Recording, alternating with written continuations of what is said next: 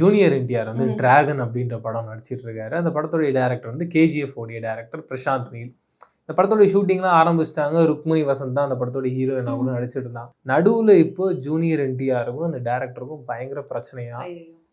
அவரு ஒன்று சொல்ல இவரு ஒன்று சொல்ல.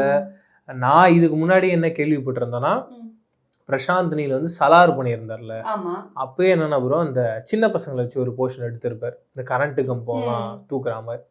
அதையே வந்து வேற மாதிரி ஷூட் பண்ணியிருக்காரு. அது ஸ்கிராப்பில் அப்படியே போட்டு வேற ஒரு சீனை அதே மாதிரி ஒன்று ஷூட் பண்ணி தான் அதை ரெண்டாவது சீனை தான் நம்ம தேட்டரில் பார்க்குறோம். ஃபர்ஸ்ட் எடுத்தது அவர் அப்படியே ஸ்கிராப் பண்ணிவிட்டார்.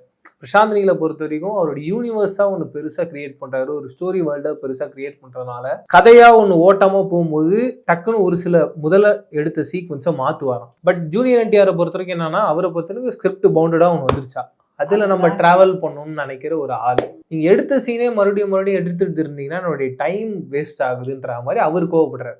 2 பேர் மேலேயும் ஒரு நியாயமான பாயிண்ட் இருக்கு.